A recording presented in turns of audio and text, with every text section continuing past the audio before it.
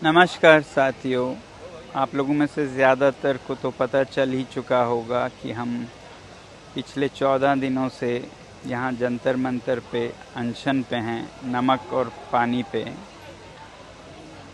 जो नीट की परीक्षाओं में 20 बच्चों ने आत्महत्याएं की हैं, या शिक्षा प्रणाली में सुधार की जो ज़रूरत है उसके लिए सब सरकार से जवाबदेही मांगने के लिए, या फिर पर्वतों और नदियों को बचाने के लिए।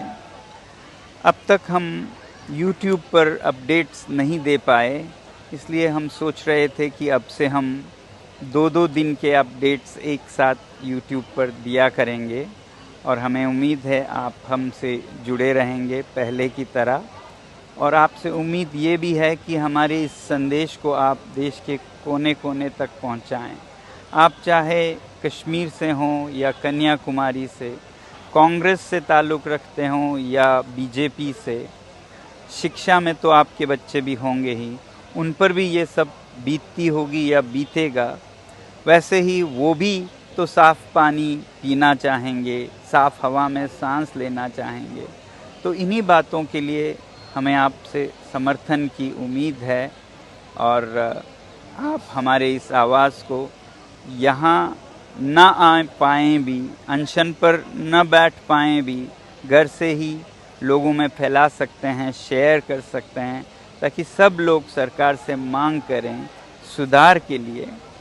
वैसे ही 20 जुलाई को हमने आवाज़ दी है कि हम संसद तक चलेंगे, अपने सांसदों से लोकतंत्र के इस मंदिर में गुहार लगाने कि वो सुधार लाएं। हम कोई तख्ता पलट नहीं चाहते, हम तो अपील करेंगे कि इसी सरकार में सुशासन आए, गुड गवर्नेंस आए, जिम्मेदारियां ली जाएं, ताकि आपके बच्चे जब बड़े हों उन पर ये ना बीते। तो हमें उम्मीद है आप और कुछ नहीं तो इस आवाज़ को फैलाने में मदद करेंगे और जुड़े रहेंगे हमारे साथ। तो आइए देखते हैं पिछले 2 दिनों के अपडेट्स, और इसी तरह देखते रहिएगा हर दूसरे दिन अपडेट्स हमारे साथ। बहुत बहुत धन्यवाद। मेरे अनशन का आज 11वां दिन ख़त्म हो रहा है। मैं अंदर से मज़बूत हूँ, मगर शायद बाहर से कमज़ोर लगता हूँ।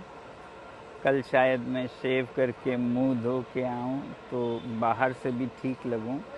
इसीलिए शायद आप लोगों में से देश भर से सैकड़ों लोगों ने मुझे मैसेजेस भेजे हैं कि मैं अनशन तोड़ दूँ, कुछ खा लूँ।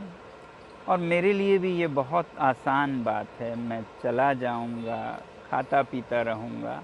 मगर क्या इससे रिया और आकांक्षा जैसे 20 बच्चों ने जो आत्महत्याएं की हैं वो रुक जाएंगे?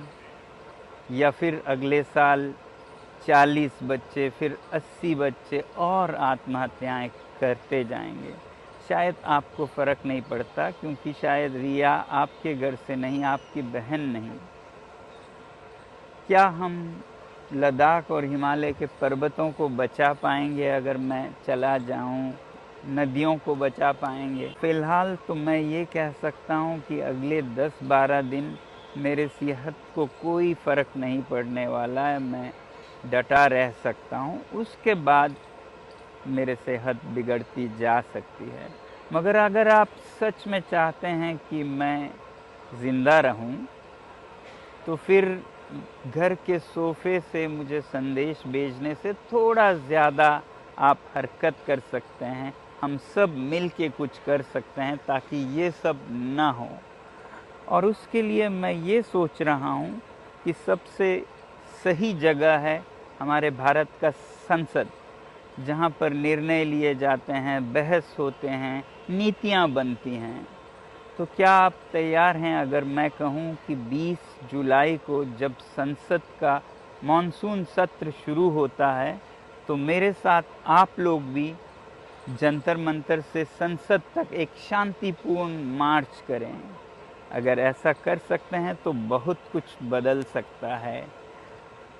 इसके लिए आपको दिल्ली आना होगा और मेरे साथ इस शांतिपूर्ण मार्च में जुड़ना होगा। नीचे कमेंट्स में या फिर जो लिंक दिया है उसमें कहिएगा, मैं तैयार हूँ। तो मुझे विश्वास होगा कि हमारा देश भी बचेगा और मेरी जान भी। जय हिंद। आज मैं शायद थोड़ा बेहतर दिख रहा हूँ, हालांकि आज मेरे अनशन का 12वां दिन है। दोस्तों, मैंने कहा था कि हम 20 जुलाई को जब संसद का सत्र शुरू होगा मार्च करेंगे संसद तक। तो बहुत से लोगों ने बोला है कि वो आएंगे। कुछ ने पूछा है क्या ये मुमकिन है। इससे पहले मैं आप लोगों को ये बताऊं कि 2 हफ्ते पहले मैं स्विट्जरलैंड में था, जैसा कि आपको पता है, और वहाँ बर्न, जो कि स्विट्जरलैंड की राजधानी है, वहाँ पर आरा नदी में बोटिंग करने के बाद नदी के सामने ही मैं ऊपर एक मार्केट प्लेस में आया और ये देखिए तस्वीर जहाँ मैं खड़ा हूँ। आप जो पीछे भवन देख रहे हैं, आपको ये जानकर हैरानी होगी कि ये स्विट्जरलैंड की संसद है और इस संसद भवन में उसके अंदर से गुजरते हुए मैं आया था। कोई रोक टोक नहीं, सब खुला था, लोग आ जा रहे थे। और ये संसद के सामने का जो जमीन है जहाँ मैं खड़ा था, वहाँ पर तो बच्चे खेल रहे हैं, लोग घूम रहे हैं और ये निर्धारित जगह है प्रदर्शनों के लिए भी। तो कोई भी यहाँ प्रदर्शन कर सकते हैं, धरने कर सकते हैं। तो दुनिया के लोकतांत्रिक देशों में संसद तक जाना खुला छूट होता है, बल्कि ज्यादातर देशों में उसके सामने प्रदर्शन करने की जगह निर्धारित होती है। ये लंदन में वेस्टमिंस्टर है, यहाँ पर भी लोग संसद तक जा सकते हैं और यहाँ भी प्रदर्शन कर सकते हैं। वैसे ही स्वीडन, डेनमार्क, ऑस्ट्रेलिया, न्यूजीलैंड, सब जगह संसद खुली जगह है, क्योंकि लोकतंत्र में लोगों का संसद है। तो दुनिया की लोकतंत्रों की मां यहाँ नई दिल्ली में कैसे न संभव हो। अब बताया जाता है कि नई दिल्ली में तो दफा 144 लगा है, 163 बीएनएस, यहाँ तो प्रदर्शन कर नहीं सकते हैं।